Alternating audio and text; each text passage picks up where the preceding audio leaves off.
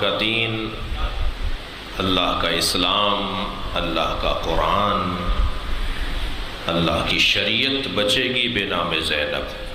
ایسا وجود کہ جو اللہ کے دین کی ضمانت لے رہی ہے۔ مجھے اور آپ کو یہ افتخار اور عزت حاصل ہے کہ ہم سیدہ کے چاہنے والے ہیں۔ آج پہلی شعبان ہے، علماء کرام نے اور صاحبان ممبر نے مسلسل بی بی کی محبت کو جاگزین کیا ہے۔ میں نے آپ کے سامنے جس سورے کا انتخاب کیا ہے وہ قرآن کا سب سے چھوٹا سورہ ہے۔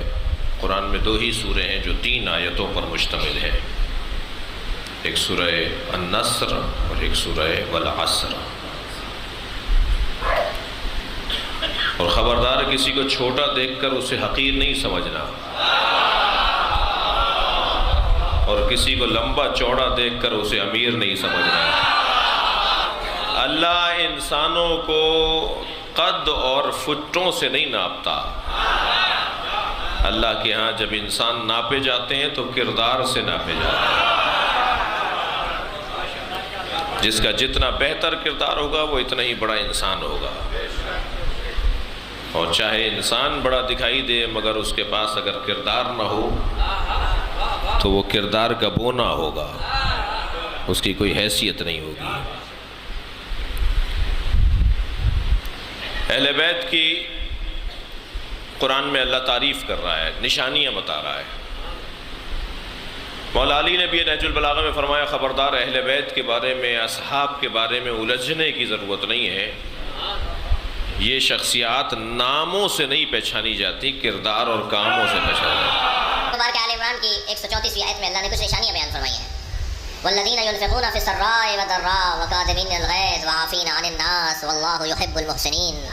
صاحبان عظمت کی نشانیاں یہ ہیں کہ ان کے پاس ہوتا ہے تب بھی عطا کرتے ہیں، نہیں ہوتا تب بھی دیتے ہیں۔ یہ ہو تب دیں تو سمجھ میں آتی ہے بات۔ اس بچے کی جیب میں مثلاً 10 روپے ہوں اور کوئی فقیر اس سے مانگے اور یہ 2 روپے دے دے تو بات سمجھ میں آتی ہے، اور اس کی جیب میں کچھ بھی نہ ہو اور یہ نہ دے تو لوگ کہیں گے کہ نہیں تھا، لیکن نہ ہو اور پھر دے۔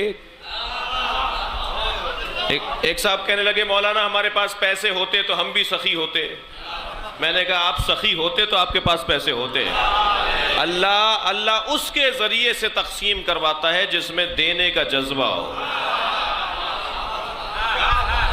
غور کر رہے ہیں؟ شاید ماحول اسی انداز سے چل رہا ہے کہ یہاں لینے کا جذبہ ہے، دینے کا جذبہ نہیں ہے۔ جس ماحول میں لینے کا جذبہ زیادہ غالب آ جائے، ایک بی بی کی محفل ہے کہ جس کی صفات میں بڑی صفت یہ ہے کہ وہ دینے والی ہے،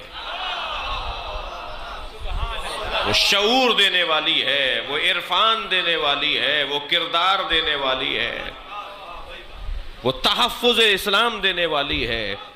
اس نے دیا ہے، لیا نہیں ہے۔ شاید اگر میرے معاشرے میں یہ بیماری برطرف ہو جائے، ہمارے ماحول سے یہ بیماری ختم ہو جائے کہ لینے والے کم ہوں اور دینے والے زیادہ ہوں، تو ہمارا معاشرہ ترقی کرے گا۔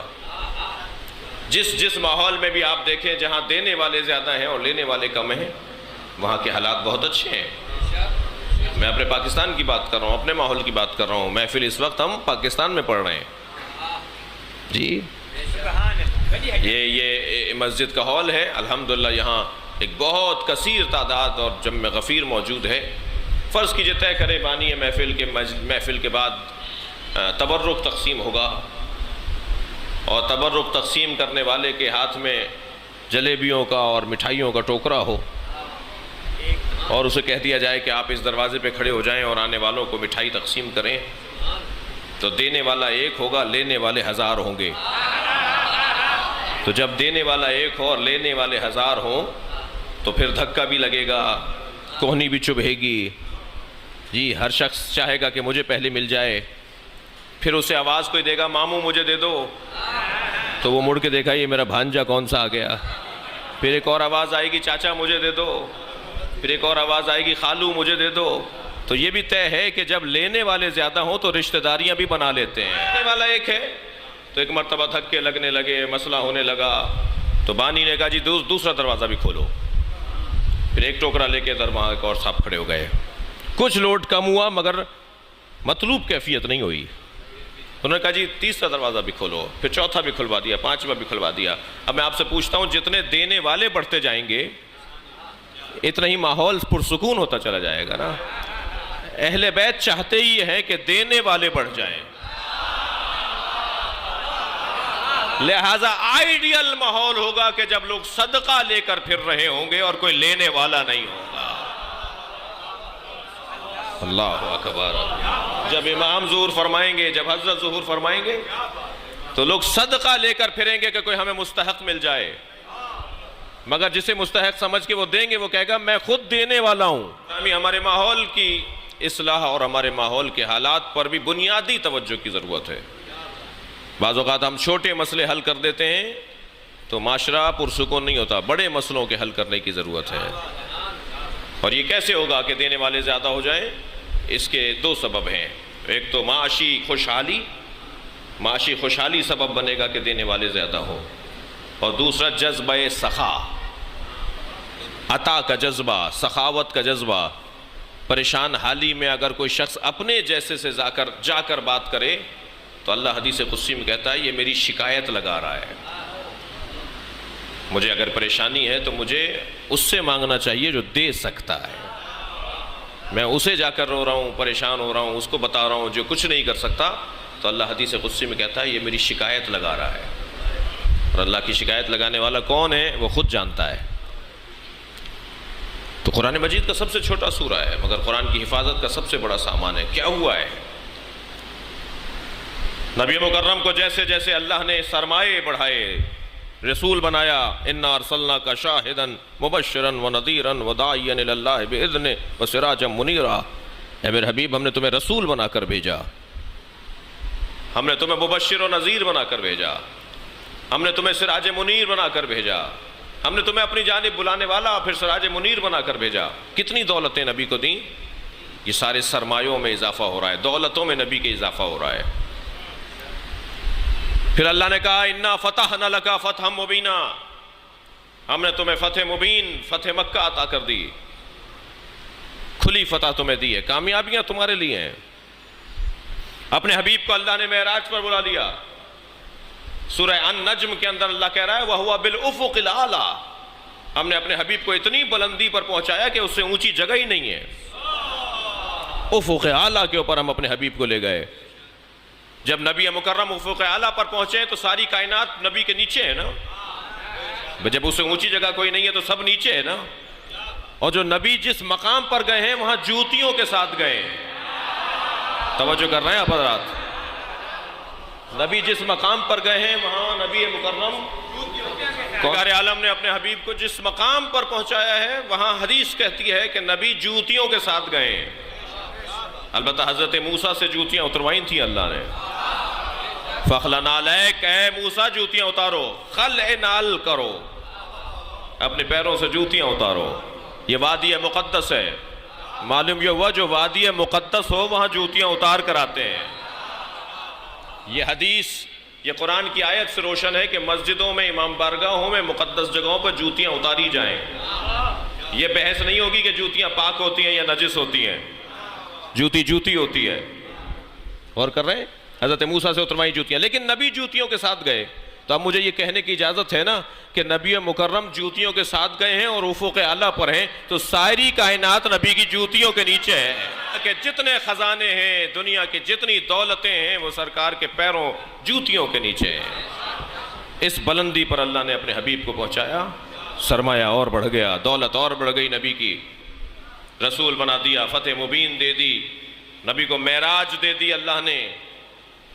ابھی 3 دن پہلے آپ نے محفل کی ہوگی، سبحان الذی اسری بعبدہ، بابرکت ہے وہ ذات جو اپنے عبد کو رات رات لے گئی.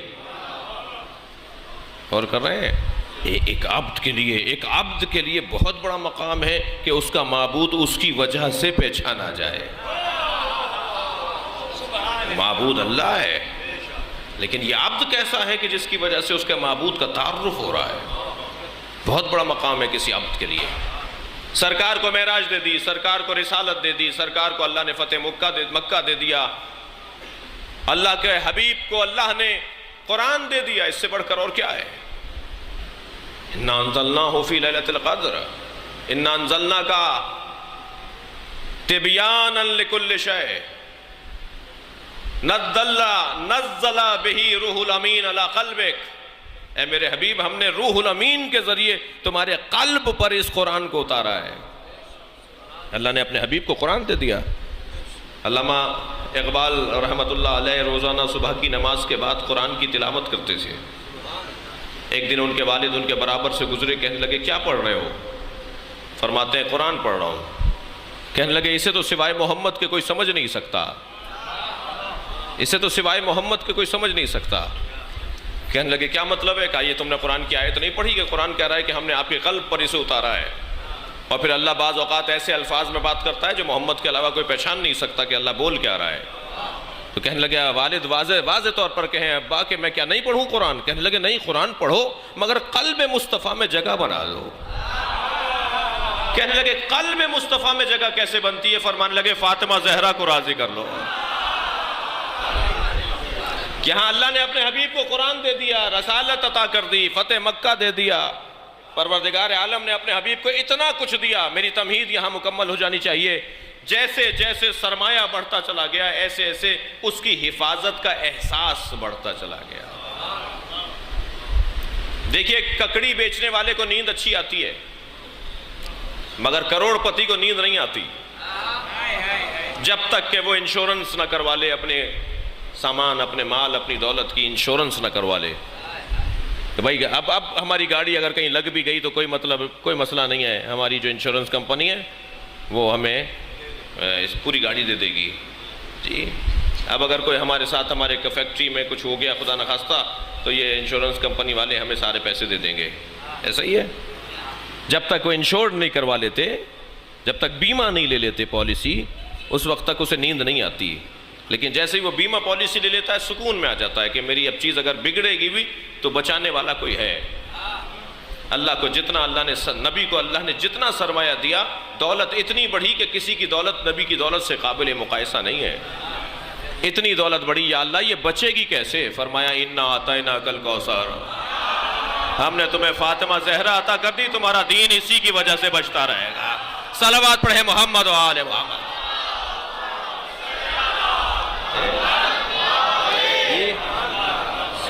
فَصَلِّ لِرَبِّكَ، تمہاری طرف سے۔ اب بیمہ پالیسی جب آپ لیتے ہیں تو آپ بھی تو کچھ جمع کرواتے ہیں نا، آپ بھی تو کچھ جمع کرواتے رہتے ہیں کہ کسی بھی نقصان کے موقع پر وہ لوگ اس پیسے کو دے دیں آپ کو۔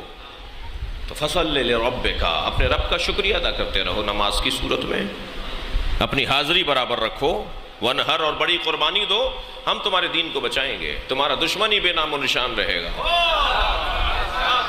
یہ جو اللہ نے وعدہ کیا تھا تمہارا دشمن بے نام و نشان رہے گا، یہ وعدہ پورا کیسے ہوا؟ بس یہاں بات آتی ہے زینب کبریٰ پر۔ پروردگار عالم نے اس ذات کے ذریعے سے، سیدہ زینب کے ذریعے سے اللہ نے اپنے دین کو محفوظ کیا ہے۔ جو بی بی کبھی اپنے بھائیوں اور اپنے والد کے سامنے بغیر حجاب کے نہ آئی ہو، وہ اگر کسی دربار میں بغیر حجاب کے کھڑے خطبہ دے رہی ہو تو اس کا انداز بتاتا ہے کہ یہ اللہ کی طرف سے مامور ہے۔ اللہ کی طرف سے بہت سی دلیلیں ہیں، علماء کرام تشریف فرمائے، صاحبان دقت بیٹھے ہیں، بہت سی دلیلیں ہیں کہ جناب زینب اللہ کی طرف سے مامور تھیں۔ ان اللہ یراہن اسارا، اللہ انہیں اسیر دیکھنا چاہتا ہے۔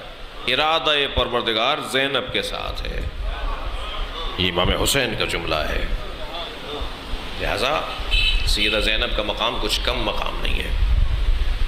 دیکھیے بہت وسیع باب ہے آج کی محفل کا۔ آج کی محفل میرے اور آپ کے ممدوح شخصیت اور ذات جو ہے جناب زینب، ان کے اوپر بات کرنے کے لیے بڑا وسیع ٹائم چاہیے۔ کئی زاویے ہیں، کئی پہلو ہیں بی بی کی شخصیت پہ غور کرنے کے حوالے سے۔ اللہ اپنا دین اپنا نظام کسی غیر معصوم کے ہاتھ میں نہیں دے گا۔ ایک نجی ٹی وی چینل کے اوپر تھے، ایک دیوبندی مفتی صاحب ہمارے ساتھ تھے، ایک بریلوی مفتی صاحب بھی تھے، وہ فرمانے لگے کہ ہم پنجتن کی عصمت کے تو ہم اہل سنت بھی قائل ہیں، آپ اپنے ائمہ کی عصمت کے جو قائل ہیں اس پہ آپ کے پاس دلیل کیا ہے؟ البتہ ہم بہت مفصل کتاب لکھ رہے ہیں، 200 دلیلیں ہم قائم کر رہے ہیں، جس میں سے 150 دلیلیں لکھ چکے ہیں اب تک ہم، ائمہ اہل بیت کی عصمت پر 200 دلیلیں۔ ہم اپنے علمی مخالف لوگوں کو وہ دلیلیں دیں گے کہ اگر ہم 7ویں امام کو، 8ویں امام کو، 11ویں امام کو معصوم مانتے ہیں تو ہمارے پاس دلیل کیا ہے؟ بہت ساری دلیلیں ہیں، بڑی وافر دلیلیں ہیں ان کی عصمت کے اوپر، لیکن میں نے وہاں جو چلتے چلتے گزرتے ہوئے ایک جملہ کہا تھا اور یہاں اس کو تکرار کر دیتا ہوں۔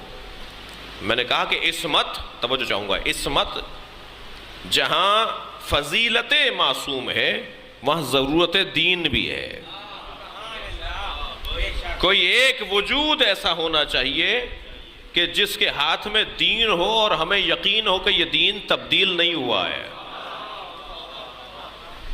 ورنہ پنجتن کے بعد، معصوم کے بعد آج تک جو گیپ آ گیا معصوموں کا، تو دین تو اپنے حیثیت سے نکل گیا، اس میں تحریف آ گئی، اب وہ دین ہی نہیں رہا جو نبی لے کر آئے تھے۔ میں کیسے یقین کروں کہ جو یہ مجھے بتایا جا رہا ہے یہ صحیح دین ہے؟ جواب یہی آئے گا کہ نہیں، معصوم ہاتھوں میں اگر ہے تو ماننا پڑے گا کہ اس میں تبدیلی نہیں آئی ہے۔ تو جہاں عصمت اس معصوم کی فضیلت ہے وہاں عصمت دین کی ضرورت ہے۔ دین کو چاہیے کہ کوئی معصوم ہو جو اسے اپنے ہاتھوں میں رکھے۔ اب یہاں کتنی سنگین ذمہ داری بنتی ہے علماء کرام کی، مراجع عظام کی، کہ دین کو بگڑنے نہ دیں، جیسا معصوم نے دیا ہے ویسے ہی رکھیں۔ لہٰذا کبھی کبھی جب کسی مجتہد کا، کسی بزرگ عالم کا، کسی کا کوئی حکم آتا ہے اور کسی مجھ جیسے آدمی کی طبیعت پہ گرانی آتی ہے اور مجھے پسند نہیں آ رہا ہوتا اور دباؤ ڈال کر ہم نامناسب جملے بھی اس کے لیے کہہ دیتے ہیں، تو اسے اس کی فکر نہیں ہوتی، اس لیے کہ وہ ہمیں راضی کرنے کے لیے نہیں ہے، وہ معصوم کو راضی کرنے کے لیے ہے۔ اس کا کام ہے کہ کسی طرح، کیا کہا، مطیعن لامر مولا۔ کیا صفات ہیں اس کی؟ 4 صفات میں ایک صفت اس کی ہے کہ وہ اپنے مولا کا مطیع ہے۔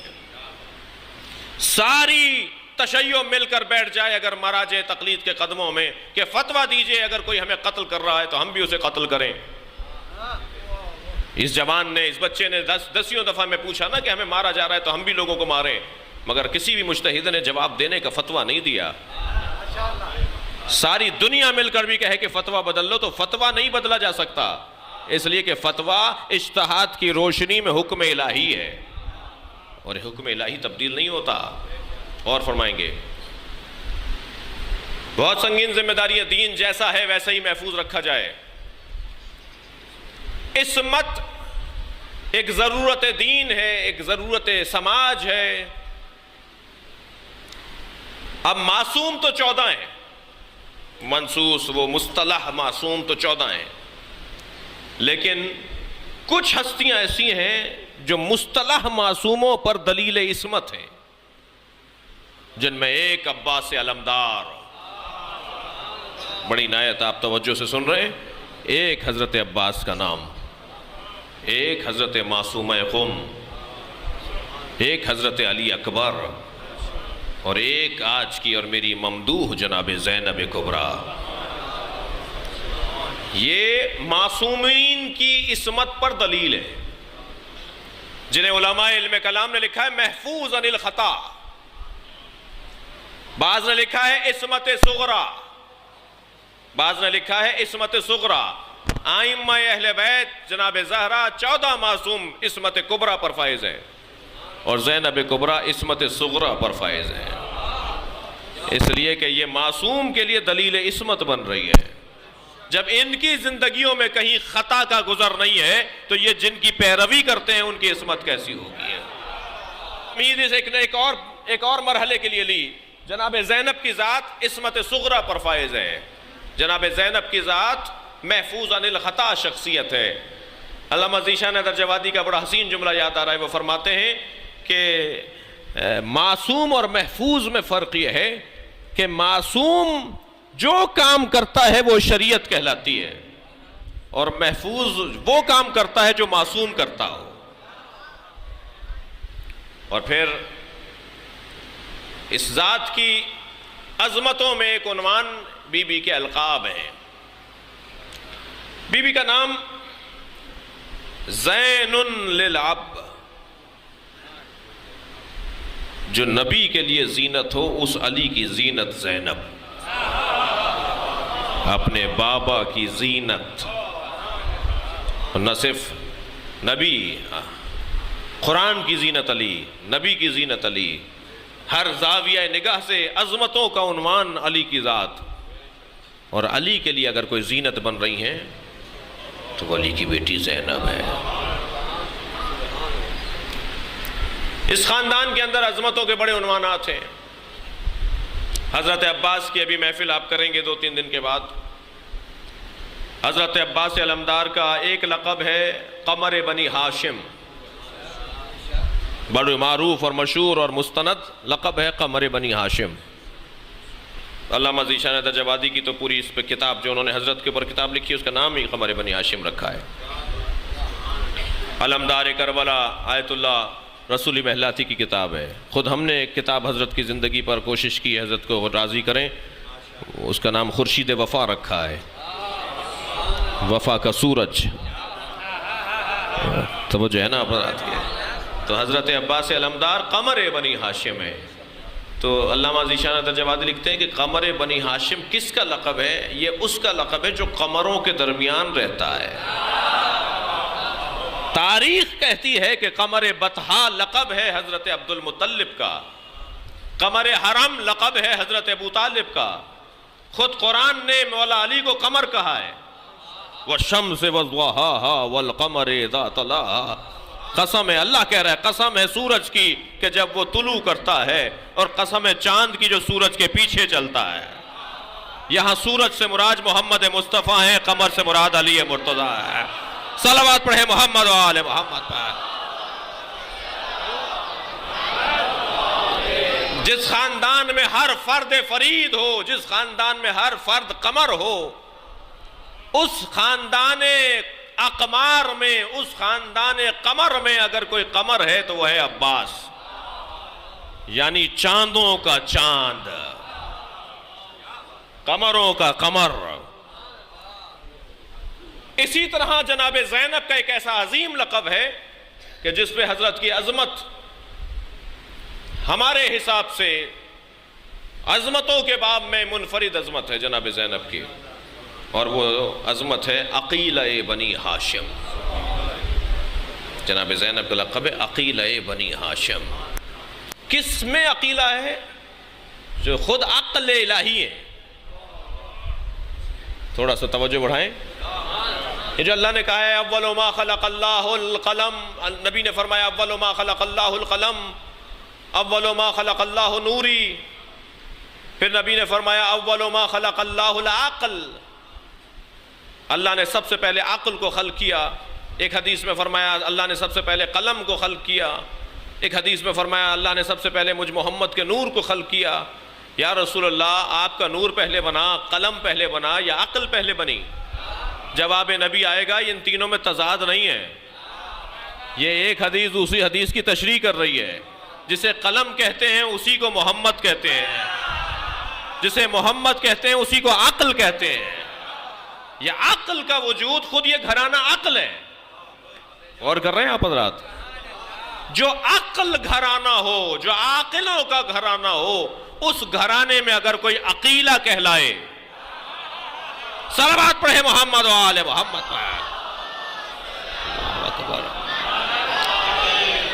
صاحبان عقل لوگوں میں اگر کوئی عقیلہ ہے، اہل دقت بیٹھے ہوئے، پھر توجہ چاہوں گا. عاقل اور ہوتا ہے، عقیل اور ہوتا ہے. یا بی بی کا لقب عاقلہ بنی ہاشم نہیں ہے.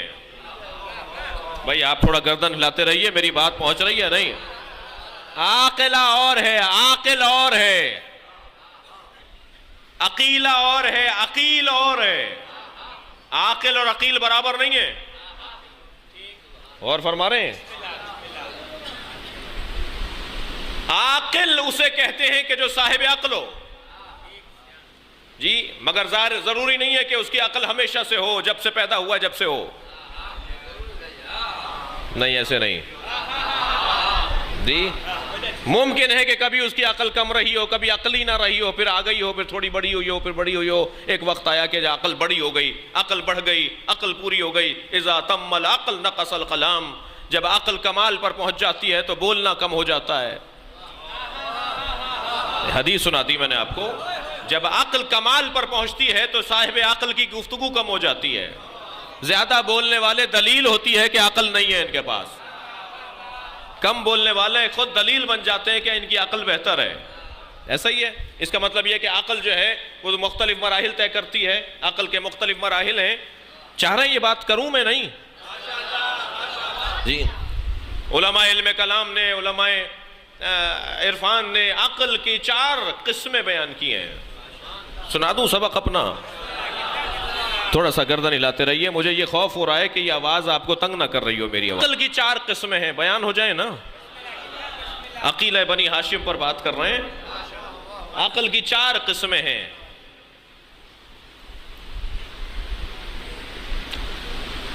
عقل بالمستفاد، عقل بالملکہ، عقل حیولانی، عقل بالکمال. میں نے ترتیب بگاڑ دی ہے کیونکہ ترتیب اب ٹھیک کرتا ہوں پہلے سے، یعنی یہ جو میں نے جس ترتیب سے بولا ہے اس ترتیب سے نہیں ہے. ایک صلوات پڑھ لیں ذرا محمد والے.